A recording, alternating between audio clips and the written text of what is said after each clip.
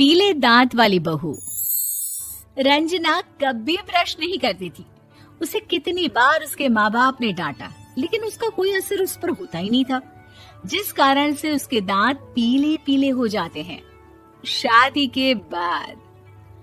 अरे बहू, वैसे तो तुझ में कोई कमी नहीं है, पर तेरे दांत इतने पीले कैसे हैं बेटा?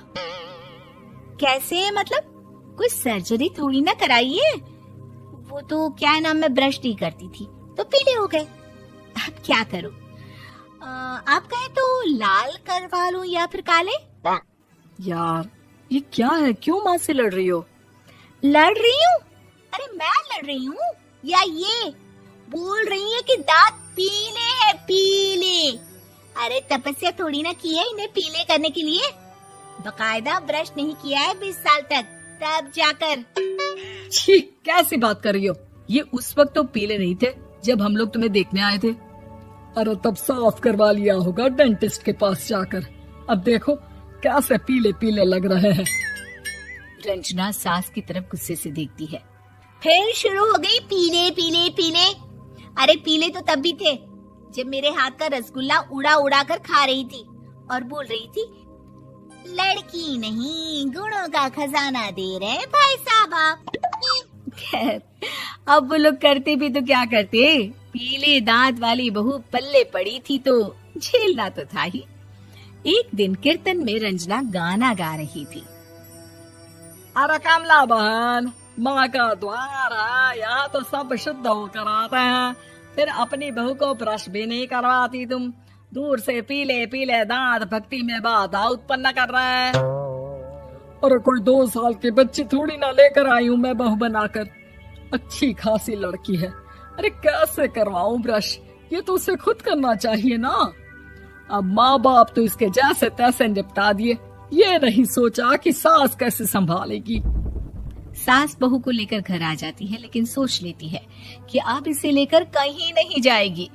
अगले रोज बहू कहती है, अरे क्या हो गया, मंदिर नहीं जाना क्या? कीर्तन का वक्त हो रहा है। मेरी मधुर वाणी से कान्हा जी जागते हैं और सोते हैं। आप तो जानती है ना उनकी भक्ति में कितना मन लगता है मेरा। वो क्या है ना, तबीयत ठीक नहीं लग रही है मेरी, आराम करूंगी मैं। तबीयत ठीक नहीं लग रही? अभी तो मिथुन के गाने पर नाच रही थी आप, और अब बोल रही है कि तबीयत ठीक नहीं लग रही। अरे भक्ति में मन लगा लो सासू माँ, ऊपर जाना है, क्या मुंह दिखाओगी आप? हाँ? सास को बहू की बात पर गुस्सा आ जाता है। मैं क्या मुंह दिखाऊंगी, इसकी चिंता तो ना कर, समझी? अपने मुंह की चिंता कर, जो ये पीले पीले दांत लेकर हर जगह पहुंच जाती है। पता है लोग कितना मजाक बनाते हैं। ना जी ना, मैं नहीं जाना कहीं तेरे साथ। तो ये बात है। कोई ना, मत जाओ, मैं अपने कमरे में ही बैठकर भक्ति कर लूंगी। ऊपर वाला दांत थोड़ी ना देखता है, मन देखता है, भावना देखता है। और अरे बस बस, तू सब कुछ दिखा, बस ये सफेद चमकदार दांत ना दिखाना किसी को, है? जा यहाँ से। बहू को सास की बात का कोई फर्क नहीं पड़ता, वो तो जैसी थी वैसी ही रह जाती है। सुबह नहाकर किचन में खाना बनाना, फिर खाना खाना, कीर्तन भजन करना और सो जाना। एक दिन, माँ जी मैं सहेली के घर जा रही हूँ, शाम को लेट आऊंगी। हाँ हाँ तो जाना, मैंने कौन सा तेरी आरती करनी है घर पर बैठकर। रंजना सहेली के घर जाती है, जहाँ वो पार्टी में जाने की तैयारी कर रही होती है। अरे शिखा, कहाँ जाने की तैयारी कर रही है? मैं गलत वक्त पर आ गई क्या? अरे नहीं यार, उल्टा सही वक्त पर आ गया। मैंने ये साड़ी और ज्वेलरी निकाली है यार, शाम को इनके ऑफिस की एक पार्टी में जाना है। बताना कैसा लग रहा है ये सब? नहीं यार, इस ड्रेस के साथ तो वो वाली ज्वेलरी अच्छी लगेगी। हाँ हाँ सही बोल रही है, मैंने ध्यान ही नहीं दिया। वैसे तो हमेशा से मस्त फैशन सेंस रखती है। तो बड़ा जाती होगी ना पति के साथ पार्टी में। रंजना कुछ नहीं बोलती, बस सोचती है कि यार काश ये बात सही हो जाती, पर मैं क्यों नहीं जाती पार्टी में? क्या इन लोगों की कोई पार्टी होती नहीं होगी? रंजना घर आती है और रात में पति से सवाल करती है, एक बात बताइए, आप मुझे किसी पार्टी में क्यों नहीं ले जाते? क्या आपके यहाँ ऑफिस में पार्टी नहीं होती?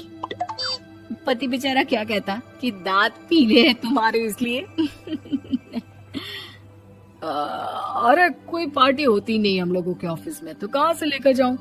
और मार्केट, मॉल, कहीं वीकेंड घूमना, कहीं तो। अरे यार सारे हफ्ते में एक छुट्टी मिलती है, तो सोचता हूँ कि आराम ही कर लूं। क्यों? रंजना मन मार के रह जाती है। पहले कभी सास के साथ मंदिर जाया करती थी, लेकिन वो भी सास ने ले जाना बंद कर दिया। घर बैठी बैठी रंजना बोर हो जाती है। तभी उसे आइडिया आता है और वो मायके जाने का सोचती है। सासू माँ, 2 दिनों के लिए मम्मी के घर जा रही हूँ। अच्छा ठीक है, आराम से जा। और हाँ, माँ से कुछ अच्छी आदत सीख कर आना कि कैसे शरीर के हर भाग की तरह दांतों की सफाई भी जरूरी होती है, समझी? शुरू हो गई ना आप। वो लोग आपकी तरह नहीं है कि छोटी छोटी बात का बतंगड़ बना दे।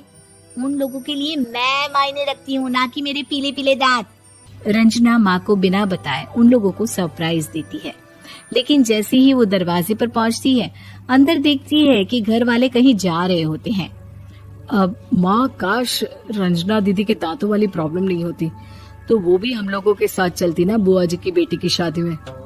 हाँ बेटा, लेकिन अब उसे कौन समझाए कि उसको उसके पीले दांत नहीं दिखते, लेकिन उसके आसपास के लोगों को कितना एम्बैरेसिंग फील कराते हैं।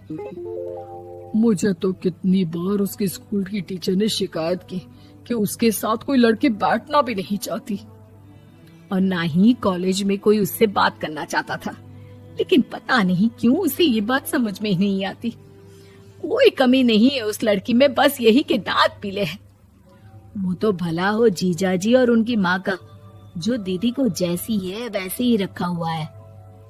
रंजना को अपने घर वालों की बात सुनकर बहुत दुख होता है। वो सोचती है कि वो क्या करे, लेकिन फिर वो सीधा डेंटिस्ट के पास जाती है, अपने दांत चमकाती है और कसम खाती है कि वो रोज ब्रश करेगी। अरे क्या हो गया? तुम तो 2 दिनों के लिए गई थी ना, पर कोई ना, अच्छा है, चलो आ गई तो। रंजना सास के सामने आकर खड़ी हो जाती है और पूरी स्माइल करती है, उसके चमकदार दांतों को दिखाती हुई। चले मंदिर। माँ, मुझे माफ कर दीजिए, मैंने आप लोगों को बहुत एम्बैरेसिंग फील करवाया। मैं आज से रोज ब्रश करूंगी।